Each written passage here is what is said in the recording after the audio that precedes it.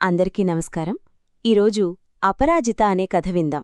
ఈ కథను రచించినవారు తిరుచానూరు శ్వేత విష్ణుచిత్తన్ గారు. ఈ కథ ఈనాడులో ప్రచురితమైంది. ఇప్పుడు కథ మొదలుపెట్టేస్తున్నాండి. ఆఫీస్లో లైట్లు ఒక్కొక్కటిగా ఆరిపోతున్నాయి. అందరూ ఇళ్లకు వెళ్ళిపోయారు. లిఫ్ట్ శబ్దం ఆగిపోయింది. కారిడార్ నిశ్శబ్దమైపోయింది. కాని 5వ అంతస్తు ఒక మూలలో చిన్న లైట్ ఇంకా వెలుగుతూనే ఉంది. అక్కడ అపరాజిత కూర్చుని ఉంది.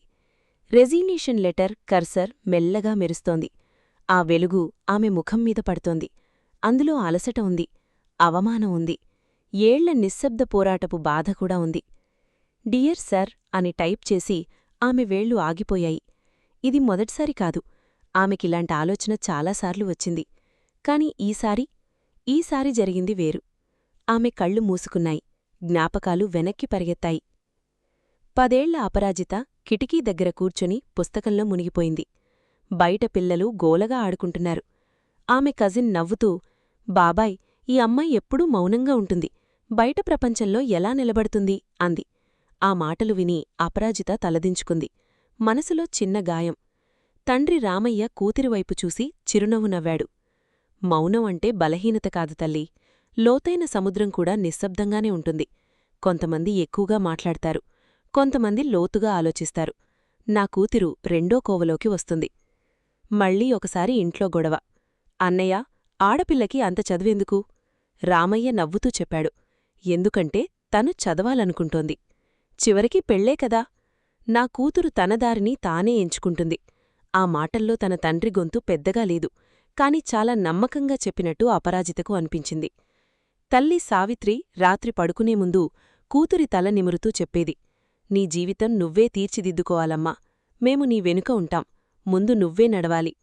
ఆ స్పర్శ, ఆ స్వరం ఆమె మనసులో ఇంకిపోయాయి. చదువు పూర్తయింది, ఉద్యోగం వచ్చింది, జీవితం ముందుకు సాగింది. కొన్నేళ్ల తర్వాత అపరాజిత జీవితంలోకి రఘు వచ్చాడు. రఘు నిపుణుడైన కార్డియాలజిస్ట్. 10 ఏళ్ల కఠోర శ్రమతో నిర్మించుకున్న రెప్యుటేషన్, చేతుల్లో ఎన్నో ప్రాణాలు కాపాడిన అనుభవం. అపరాజిత మొట్టమొదటిసారి అతన్ని చూసింది ఒక సెమినార్లో. అతను మాట్లాడుతున్నాడు, ఆమె వింటోంది. అతను గమనించాడు. వారి ప్రేమ నెమ్మదిగా పెరిగింది. మాటల్లో కాదు, అర్థం చేసుకోవడంలో. పెళ్లి తర్వాత రఘుకు లండన్లో ఒక ప్రతిష్ఠాత్మక ఫెలోషిప్ ఆఫరొచ్చింది. కార్డియాలజీలో ప్రపంచస్థాయి శిక్షణ. అది అతని దశాబ్దకాలపు కల. ఆ రోజు రాత్రి వాళ్ళిద్దరూ చాలాసేపు మాట్లాడుకున్నారు.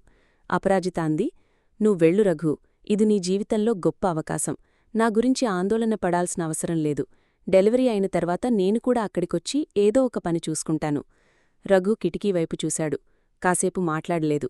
తర్వాత, అపరాజిత, 3 ఏళ్లుగా నువ్వు ఎంతో కష్టపడ్డావు. ఇప్పుడు కంపెనీలో ఓ స్థాయికి వచ్చావు. నేను లండన్ వెళ్తే నీ కెరీర్ను మళ్లీ 0 నుంచి ప్రారంభించాలి. అంతేకాదు, నిన్ను ఈ సమయంలో ఒంటరిగా వదిలివెళ్లడమూ నాకిష్టం లేదు అన్నాడు. కాని నీ ఫెలోషిప్? రఘు ఆమెవైపు తిరిగి చూశాడు. ఆ చూపులో విచారం లేదు, స్పష్టత ఉంది. ఫెలోషిప్లు మళ్లీ వస్తాయి. ఈ నిర్ణయం నేను బాధతో తీసుకోలేదు. ఇది నా చాయిస్, నా ప్రేమ. ఆ రాత్రి అపరాజిత చాలాసేపు నిద్రపోలేదు. రఘు పక్కన పడుకుని నిద్రలో ఉన్న అతని ముఖం చూసింది. ఒక పెద్ద అవకాశం జారిపోయింది, అయినా ప్రశాంతంగా నిద్రపోతున్నాడు. ఆ ప్రశాంతత చూసి ఆమెకొక విషయం అర్థమైంది. గొప్పతనమంటే పెద్ద పదవి కాదు, ఇష్టపడిన దాన్ని ఇంకా ఇష్టపడిన దానికోసం వదులుకోగలగడం. అతని ఇచ్చింది చేయూత కాదు, ఆత్మవిశ్వాసం. ఆదిత్య పుట్టాక అపరాజిత జీవితం 2 నదుల సంగమంలా మారింది. రెండూ ఒకే సముద్రంలోకి కలవాలని తపిస్తూ మధ్యలో రాళ్లనూ ఒడ్డులనూ దాటుతో ప్రవహిస్తున్నాయి. మెటర్నిటీ లీవ్ ముగిసిన రోజు ఉదయం ఆమె మంచం పక్కన నిలబడింది. చేతిలో ఆఫీస్ బ్యాగ్. బెడ్ మీద ఆదిత్య నిద్రపోతున్నాడు. ఆమె అడుగు వేసింది, ఆగింది. మళ్లీ వేసింది, మళ్లీ ఆగింది. ఉద్యోగానికి వెళ్లాలి అని ఆమెకు తెలుసు. అది బాధ్యత. కాని తల్లిగా మారిన తర్వాత జీవితం మారిపోతుంది. బయటికి అడుగువేసినా ఆమె మనసు ఇంటి గడప దాటలేదు. ఆఫీస్లో ఫైల్స్ మధ్య కూర్చున్నా ఆలోచనలు మాత్రం బాబు చుట్టూనే తిరుగుతున్నాయి. ఒక పనిచేసే మహిళగా కనిపించినా లోపల మాత్రం ప్రతిక్షణం తల్లిగానే బతుకుతోంది. ఆఫీస్లో మధ్యాహ్నం ఒక సమయానికి ఆమె శరీరం ఆమెకు గుర్తుచేసేది, బిడ్డ ఆకలిగా ఉన్నాడని. ఆ సమయంలో ఆమె మీటింగ్ను ఆపుకోలేదు, క్లయింట్ కాల్ను ఆపుకోలేదు. అలాగే ఆమె శరీరమూ ఆపుకోలేక బ్లౌజ్ తడిసేది. ఆఫీస్లో బాబును తెచ్చుకుని పాలు పట్టించే ఏర్పాటులేదు. ఎవరికీ ఆ అవసరం అర్థం కాదు. అది వారి తప్పు కాదు. అమ్మతనం అనే అనుభవం లేకపోతే ఆ లోతు అర్థమవ్వడం కష్టం. శస్త్రచికిత్సతో బిడ్డకు జన్మనిచ్చిన శరీరం ఇంకా పూర్తిగా కోలుకోలేదు. ప్రతి మెట్టు దిగేటప్పుడు కడుపు దగ్గర మెల్లగా లాగుతున్న నొప్పి గుర్తుచేస్తుంది ఆమె ఇంకా కోలుకుంటున్న తల్లి అని. కాని ఆ నొప్పి కంటే ఎక్కువగా లాగేది మరో భావం, బిడ్డకోసం పరిగెత్తే తల్లి మనసు. ఒకవేళ బాబుని నాతోపాటు ఇక్కడికి తీసుకురాగలిగితే ఆమెలోని తల్లి ఆశగా అనుకుంది. కాని ఇక్కడ పాలు పట్టించేదెక్కడా? తీసుకుని వచ్చేందుకు అనుమతి కూడా లేదు. ఆమెలోని ఉద్యోగి మౌనంగా సమాధానం చెప్పింది. ఆఫీసు మధ్యలో ఇంటికి వెళ్లి 10 నిమిషాలు బిడ్డకు పాలు పట్టించే పర్మిషన్ను ఎంతో కష్టపడి సాధించింది. అయినా అది రోజుకి 2 సార్లు మాత్రమే. ఆ సమయం కూడా కంపెన్సేట్ చెయ్యాలి అని మేనేజర్ ఒకరోజు చల్లగా చెప్పాడు. ఆ మాట విన్న క్షణం ఆమెలోని తల్లి వేదనతో ప్రశ్నించింది, ఇదెక్కడి న్యాయం? అయితే అర్ధరాత్రుల వరకు కూర్చుని నేను చేసిన పనికి ఆఫీసెప్పుడైనా కంపెన్సేట్ చేసిందా? నిద్రలేని రాత్రులకు, బిడ్డ ఏడుపు మధ్య పూర్తి చేసిన రిపోర్టులకు, పగలు రాత్రి తేడా లేకుండా చేసిన పనికి ఎప్పుడైనా గంటలు లెక్కపెట్టిందా? ఆ ప్రశ్నకు సమాధానం ఎవరూ చెప్పలేదు. ఎందుకంటే కొన్ని కష్టాలు గణాంకాల్లో కనిపించవు. అవి ఒక తల్లి నిశ్శబ్దంగా మోసే బాధ్యతలు.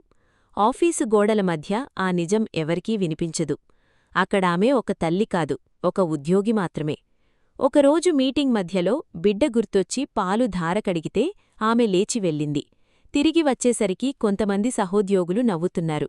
మేనేజర్ అందరి ముందు సీరియస్గా అన్నాడు, ఇక్కడ పర్సనల్ ప్రాబ్లమ్స్కు చోటులేదు. మళ్ళీ ఇలా జరిగితే హెచ్ఆర్తో మాట్లాడాల్సి వస్తుంది. ఆ మాట గుండెల్లో గుచ్చుకుంది. అందరి ముందూ జరిగిన ఆ అవమానానికి ఆమె ముఖం ఎర్రబడింది. కొన్నాళ్లు గడిచాయి. మేనేజర్ ఒకరోజు పిలిచాడు. ఒక కొత్త ప్రాజెక్టుంది, నువ్వు టీం లీడ్గా తీసుకుంటావా? ప్రయత్నిస్తాను అని చెప్పింది. ఆ రాత్రి రఘు అన్నాడు, ప్రయత్నించడం కాదు, నువ్వు చేసేస్తావు. ఆ మాటను చెప్పినవాడు తన జీవితంలో ఒక పెద్ద అవకాశాన్ని ఆమె కోసం వదులుకున్నవాడు. అందుకే ఆ మాటలో బరువుంది. ఉదయం 5 గంటలు. ఇంకా నగరం పూర్తిగా మేల్కొనలేదు. కిచెన్లో చిన్న స్టవ్ మీద పాలు మరిగే శబ్దం వినిపిస్తోంది. అపరాజిత నిశ్శబ్దంగా పనుల్లో నిమగ్నమయుంది. ఒకవైపు ఆదిత్యకి టిఫిన్ రెడీ చేస్తోంది, మరోవైపు రఘుకి కాఫీ సిద్ధం చేస్తోంది. అంతలోనే గడియారం వైపు చూసి తన ల్యాప్టాప్ బ్యాగ్ కూడా సర్దుకుంది. కొంతమంది సమన్వయం అంటే ఒకదాన్ని కాపాడుకోవడానికి ఇంకొకదాన్ని వదిలేయడం అనుకుంటారు. కాని ఆమెకు బ్యాలెన్స్ అంటే ఎక్కడ తన అవసరం ఎక్కువగా ఉంటుందో అక్కడ తన సమయాన్ని వినియోగించడం. ఆదిత్యకి జ్వరం వచ్చిన రోజుల్లో ఆమె ఆఫీస్ మీటింగులను వాయిదా వేసుకుంది. క్లయింట్ డెడ్లైన్ దగ్గరగా ఉన్నప్పుడు రాత్రి ఆలస్యంగా పనిచేసింది. ఆదిత్య స్కూల్ నుంచి వచ్చి రోజు ఎలా గడిచిందో చెబుతుంటే అపరాజిత శ్రద్ధగా వింటుంది. ఆ చిన్ని కబుర్లు ఆమెకు ఎంతో ముఖ్యమైన విషయాల్లా అనిపిస్తాయి. రఘు ఏదైనా సమస్యను ఎదుర్కొంటున్నప్పుడు ఆమె నిశ్శబ్దంగా అతని పక్కన ఉంటుంది. కాని ఆమె జీవితంలో ఒక చిన్న లోపముంది, అది ఆమెకు తెలుసు. చేసిన పనిని చెప్పుకోవడం ఆమెకు రాదు. ఆఫీస్లోనూ అంతే. ఆమె చేసిన పని ఫలితంగా మారుతుంది, కాని దాని గురించి మాట్లాడే స్వభావం ఆమెకు లేదు. చాలాసార్లు కొలీగ్స్ తమ కృషిని గొప్పగా చెప్పుకునేవారు. అప్పుడు వాళ్లకే గుర్తింపు వచ్చేది. అపరాజిత మాత్రం మౌనంగా తన పనిలోనే ఉండేది. సమాజం చాలాసార్లు పెద్దగా చెప్పుకునేవాళ్లకే గౌరవం ఇస్తుందని కూడా ఆమెకు తెలుసు. కాని ఆమె ఆ మార్గాన్ని ఎంచుకోలేకపోయింది. ఒకసారి రఘు నవ్వుతూ అడిగాడు, నీ పని గురించి కొంచెం చెప్పుకుంటే తప్పేంటి? అపరాజిత కూడా నవ్వింది. చెప్పుకోవడం నేర్చుకోవాలి అనిపిస్తోంది. కొద్దిసేపాగి మెల్లగా చెప్పింది, కాని నా మనసు అలా చెయ్యనివ్వదు. రఘు చిరునవ్వుతో అన్నాడు, అది బలహీనత కాదు, అది నీ స్వభావం. అపరాజితకు జీవితంపైన ఒక స్పష్టమైన నమ్మకముంది. ఎంత కష్టం వచ్చినా, ఎంత నిరాశ వచ్చినా ఎప్పుడూ వదిలేయకూడదని. ప్రాజెక్టు సులభం కాదు. క్లయింటు విదేశీ సంస్థ. ప్రతి వివరం ఖచ్చితంగా ఉండాలి. టీంలో రాజేష్ సీనియర్, అనుభవజ్ఞుడు. మొదటి మీటింగ్లోనే అతనన్నాడు, ఈ ప్రాజెక్ట్ని నువ్వే లీడ్ చేస్తావా? మనకిక్కడ సీనియర్ అనుభవం అవసరం కదా అని.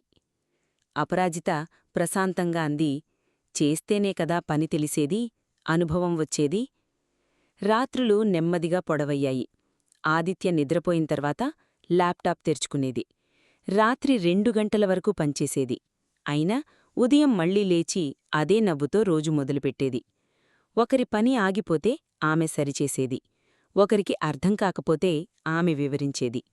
టీం పనికి ఆమె వెన్నుదన్నుగా ఉంది. కాని ఆ సంగతి పైవారికి కనిపించడంలేదు. ఒకరోజు క్లయింట్ మీటింగ్లో అపరాజిత తయారుచేసిన ప్రెజెంటేషన్ చూసి క్లయింట్ అన్నాడు, ఎక్సలెంట్, వెరీ డీటెయిల్డ్ ప్లానింగ్.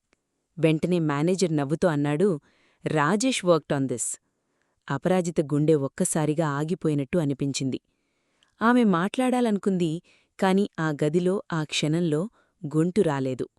బయటికి వచ్చాక ఒక సహోద్యోగి నవ్వుతూ అన్నాడు, నువ్వు సైలెంట్గా ఉంటావు కదా, ఇక్కడ మాట్లాడని వాళ్లకు ఏదీ దక్కదు అని. ఆ మాట చాలా గట్టిగా తగిలింది. అపరాజిత కళ్ల ముందు ఒక్కసారిగా ఎన్నో దృశ్యాలు మెరిశాయి. నిద్ర లేకుండా పనిచేసిన రాత్రులు, ఆదిత్యకు పాలివ్వడానికి పరుగులు పెట్టిన మధ్యాహ్నాలు, రఘు వదులుకున్న ఫెలోషిప్, అన్నీ. ఆమె చేతులు మెల్లగా వణికాయి. ఆ రోజు మనసు విరిగిపోయింది. ఆ రాత్రి అపరాజిత ఇంటికి వచ్చింది. ముఖంపైన రోజూ ఉండే నవ్వు లేదు. రఘు తన ఆన్లైన్ మీటింగ్ పూర్తి చేసుకుని స్నానం చేసి బయటికి వచ్చాడు. అతను ఒక్కసారి ఆమె ముఖం చూసి ఆగిపోయాడు. ఏమైంది? ఆమె వెంటనే సమాధానం చెప్పలేదు. కొద్దిసేపు కిటికీ దగ్గర నిలబడి బయట అంధకారాన్ని చూస్తూ ఉండిపోయింది. రఘు పక్కన వచ్చి కూర్చున్నాడు. అడగలేదు, వేచి ఉన్నాడు. చివరికి ఆమె అంది, రఘు, ఈసారి నేను హెచ్ఆర్కి ఫిర్యాదు చేశాను. నేను చేసిన పని, నా కష్టమే, కాని పేరు మాత్రం ఇంకొకరికొచ్చింది. ఆమె కళ్లలో తడి. ఇలా జరగడం మొదటిసారి కాదు రఘు, కాని ఈసారి చాలా బాధగా ఉంది. దాని గురించి అధికారికంగా ఫిర్యాదు చేశాను. కాని సరిపడిన సాక్ష్యాలు లేవు అని తిరస్కరించారు. ఆమె గొంతు వణికింది. మెల్లగా తలదించుకుంది. నువ్వు టీంతో కలిసిపోవడం లేదు అన్నాడు మేనేజర్. రాజేష్ నాతో మాట్లాడ్డమే మానేశాడు. ఇప్పుడు మొత్తం ఆఫీసు నాకెదురు నిల్చినట్టుంది.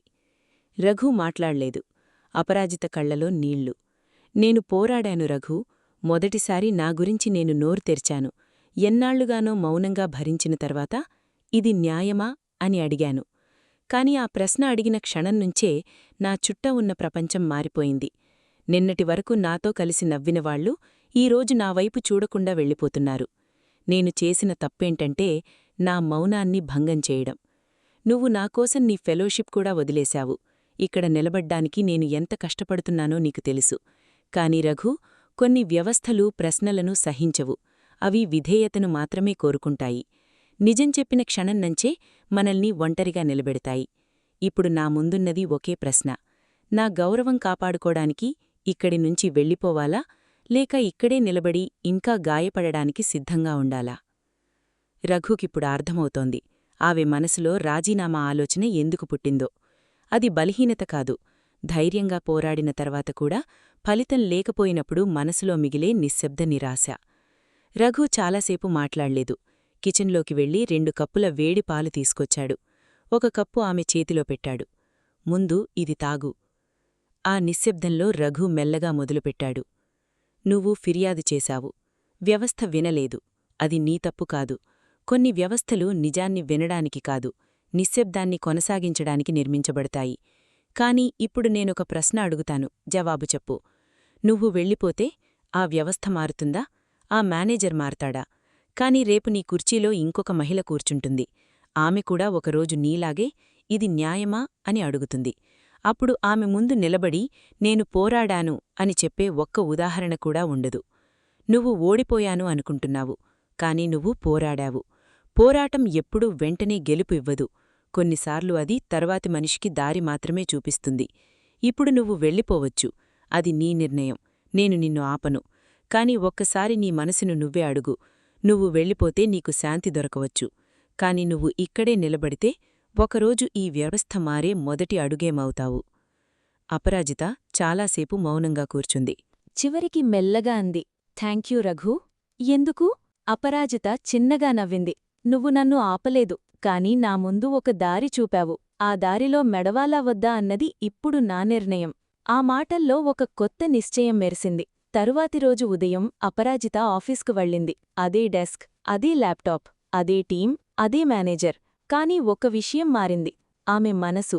ఈసారి ఒక్కొక్క సమస్యను ప్రశాంతంగా పరిష్కరించింది. ప్రతి పనికి టైం పెట్టుకుంది. ప్రతి కంట్రిబ్యూషన్ డాక్యుమెంట్ చేసుకుంది. కొన్ని నెలల తర్వాత ప్రాజెక్ట్ పూర్తయింది. క్లయింట్ నుంచి mail, excellent execution. The project is far beyond the expectations. మీ బృందంతో పనిచేయడం కోసం మేమెదుర్చూస్తున్నాం. కంపెనీలో సమావేశం జరిగింది. మేనేజర్ స్టేజ్ మీద నిలబడ్డాడు. ఈసారి డాక్యుమెంట్ చేసిన సాక్ష్యాల ముందు అతను వేరేగా మాట్లాడలేకపోయాడు. ఈ ప్రాజెక్ట్ విజయం వెనక చాలా కృషి ఉంది. మొదటినుంచి చివరి వరకు దీన్ని నిలబెట్టిన వ్యక్తి అపరాజిత. హాల్ అంతా చప్పట్లతో నిండిపోయింది. అపరాజిత స్టేజ్ మీదికి వెళ్ళింది. ఈ విజయం నా ఒక్కదానిదీ కాదు, ఇంట్లో నాకు వెన్నుదన్నుగా నిలబడిన నా భర్త రఘుది. ఈ ప్రయాణంలో నన్ను నమ్మి సహకరించిన అందరిది. ఈ ఆఫీస్లో పనిచేసే తల్లులందరికీ నాదో విన్నపం. మీ పరుగులు ఎవ్వరికీ కనిపించకపోవచ్చు, మీ కష్టాలకు గుర్తింపు రాకపోవచ్చు, మీ పోరాటం వ్యర్థమైనట్టు అనిపించవచ్చు, కాని మీరు ఆగకండి, పరుగు ఆపకండి. హాల్ మళ్లీ చప్పట్లతో మారుమోగింది. ఈసారి మర్యాద కోసం కాదు, అర్థం చేసుకున్నవాళ్ల చప్పట్లు. ఆ సాయంత్రం ఇంటికి వచ్చింది. ఆదిత్య హోంవర్క్ చేస్తున్నాడు. అమ్మా, మా టీచర్ ఒక ప్రశ్న అడిగింది, నీ రోల్ మోడల్ ఎవరు అని. నువ్వేమన్నావు? మా అమ్మ అని చెప్పాను. అపరాజిత ఒక్కసారిగా ఆగిపోయింది. ఎందుకు అని అడిగింది. ఆదిత్య మెల్లిగా అన్నాడు, ఎందుకంటే మా అమ్మ ఎప్పుడూ ఆగిపోదు, ఎంత కష్టం వచ్చినా ముందుకే వెళ్తుంది. నాకు కూడా అలా అవ్వాలనుంది. స్త్రీ ఒక నదిలాంటిది. నది మార్గంలో రాళ్లుంటాయి, కొన్నిసార్లు అడ్డుకట్టలు నిలుస్తాయి, కొన్ని చోట్ల దాని ప్రవాహం ఆగిపోయినట్టే కనిపిస్తుంది. కాని నది ఎప్పుడూ ఆగదు. అది మెల్లగా మార్గాన్ని మార్చుకుంటుంది. రాళ్లను తాకి గాయపడినా ముందుకే ప్రవహిస్తుంది. ఎందుకంటే నదికి తెలుసు, తన గమ్యం సముద్రమని. ఆ రాత్రి నగర వెలుతూర్లో అపరాజిత నడుస్తోంది. ఆమె ఒంటరి కాదు, ఆమె అడుగుల వెంట ఇంకా ఎన్నో అడుగులు రావలసి ఉన్నాయి. ఆమె ప్రవాహంలో ఇంకా ఎన్నో కథలు కలవాల్సి ఉన్నాయి. అందుకే ఆమె పేరు అపరాజిత. పడినా మళ్లీ లేచే స్త్రీ, పోరాడి ముందుకు వెళ్లే స్త్రీ, తన బిడ్డలో విలువలు నాటే స్త్రీ, రేపటి తల్లులకు దారి చేసే స్త్రీ. ఇది ఆమె కథ మాత్రమే కాదు, ఉద్యోగం చేసే ప్రతి తల్లి కథ. ఇంతటితో ఈ కథ ముగిసింది. ఈ కథ మీకు నచ్చితే ఖచ్చితంగా లైక్ చేయండి, షేర్ చేయండి, కమెంట్ చేయండి, సబ్స్క్రైబ్ చేసి నాకు ప్రోత్సాహం ఇవ్వండి. మళ్ళీ ఇంకో కథతో కలుద్దాం.